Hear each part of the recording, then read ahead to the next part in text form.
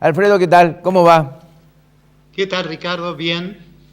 Bueno, como decías, hubo una noticia que fue el arreglo de la deuda, de la cual hablamos ya, Ah, pero que básicamente significa reestructurarla para diferir los pagos con poca reducción de capital, con una reducción importante de intereses. Pero me gustaría vincularlo con algo que dijimos con este tema, que era que más allá de este arreglo había una agenda de temas muy complicados por delante.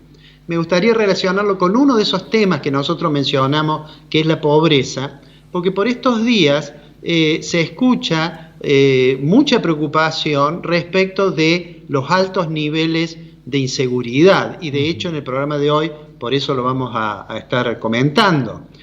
Me gustaría hacer una consideración sobre el tema de la pobreza y sobre el tema de la seguridad, o sobre el tema de la correlación o no que existe entre pobreza y delito.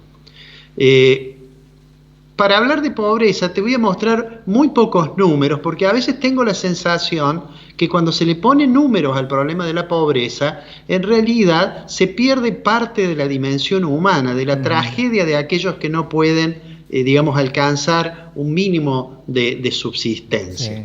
Fíjate vos, en esta primera placa que le voy a pedir al director que pongamos, está el dato de pobreza en grandes números redondos. Fíjate que al finalizar el semestre del año pasado, el segundo semestre de 2019, la pobreza había aumentado casi 4 puntos, Sí. de 32 a 36. En realidad fue 31,5 en el segundo semestre de 2018 y 36 al finalizar 2019.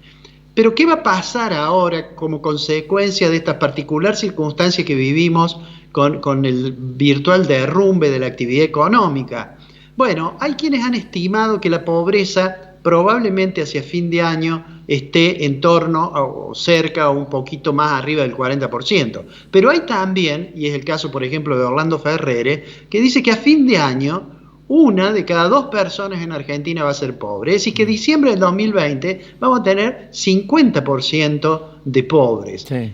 lo cual realmente es algo digno de avergonzarnos, ¿no? Pero hay otro dato que me parece que lastima más, y que es el dato de qué sucede con los niños, los jóvenes, los adolescentes en relación a la pobreza. Y eso está en la placa siguiente.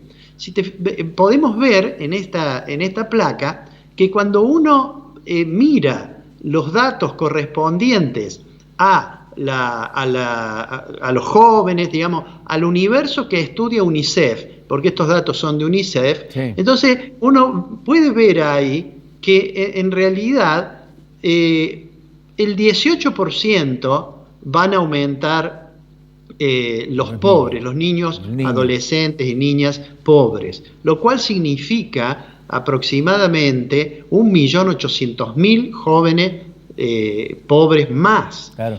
Y si uno mira pobreza extrema, bueno, allí es más severo todavía, porque los datos que ha publicado UNICEF dicen que en Argentina entre 2019 y 2020 la pobreza extrema de chicas y chicos pasaría de 1,8 a 2,4 millones, el 33% más. Es decir, la magnitud del problema es realmente inmenso. Así Y es. entonces en aquella agenda que mencionábamos que va a tener por delante el gobierno una vez que salgamos de esta excepcional circunstancia a que nos ha llevado la pandemia y el confinamiento, debería tener en el tema de pobreza un punto importante.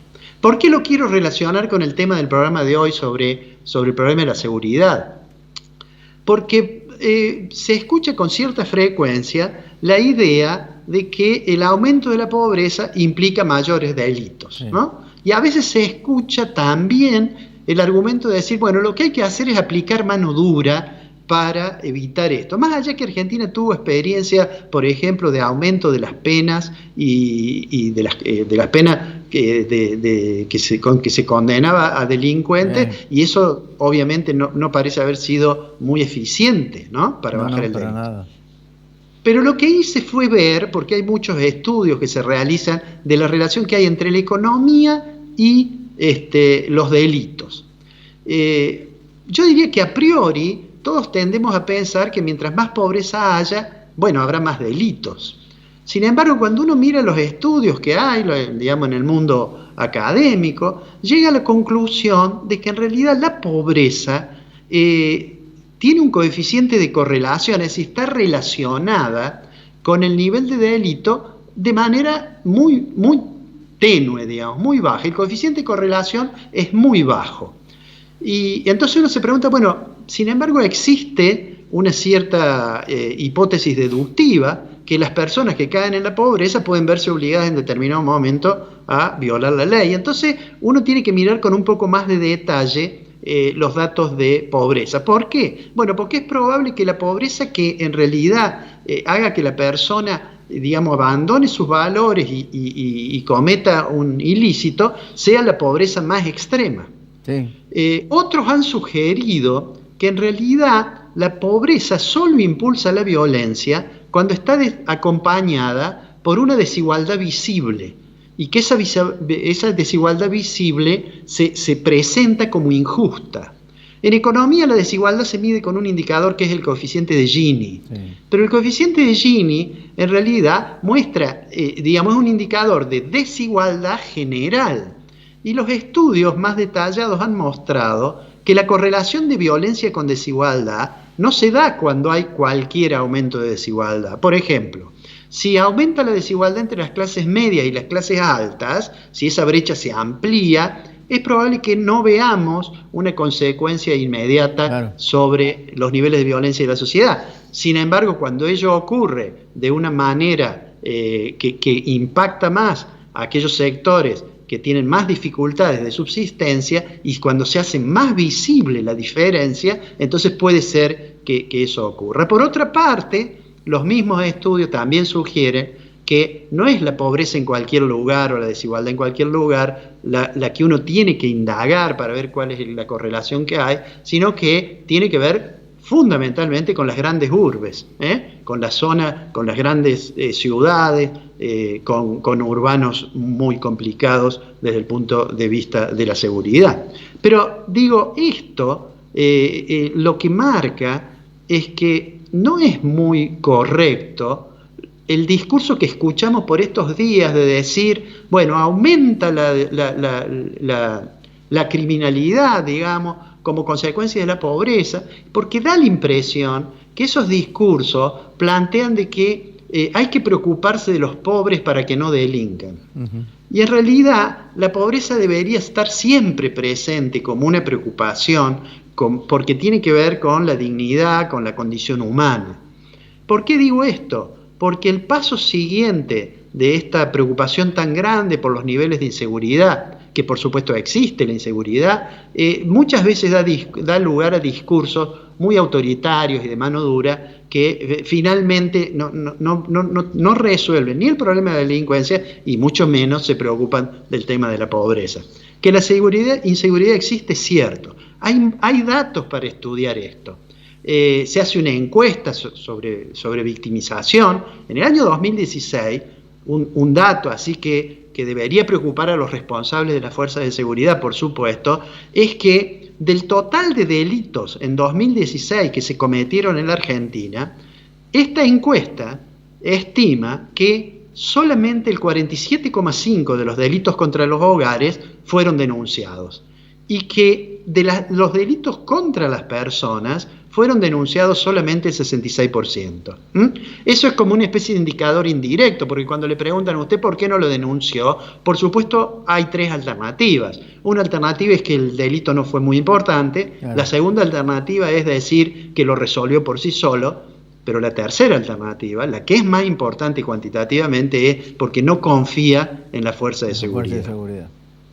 Mira, te voy a leer un párrafo de un escrito que es de 1798, el ensayo sobre la población de Malthus, o te voy a decir más o menos literalmente. Hay una parte que Malthus dice que un hombre que nace en un mundo que es propiedad de otros y que no puede reclamarle a los padres la subsistencia y que la sociedad no está dispuesta a aceptar su trabajo, lo que dice Malthus es: en el espléndido banquete de la naturaleza no hay cubierto servido para él. La naturaleza le ordena que se vaya.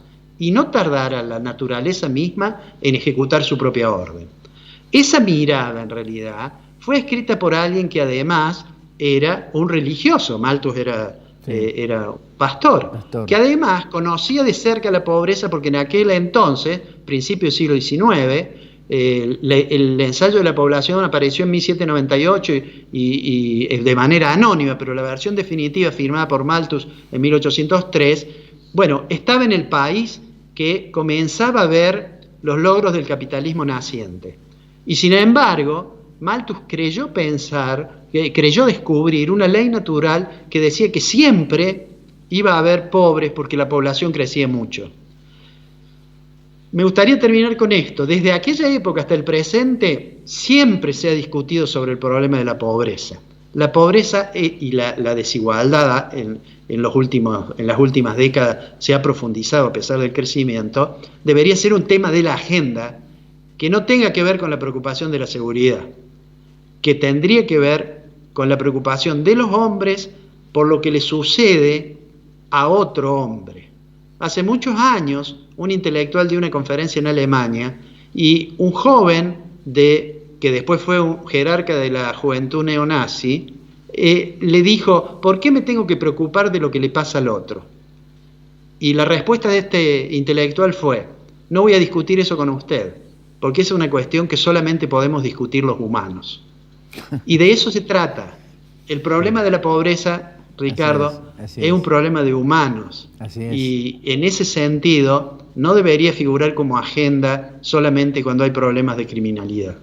Exactamente, Alfredo, totalmente de acuerdo. Es brillante lo que has dicho. Es brillante porque entra al nudo gordiano de la cuestión.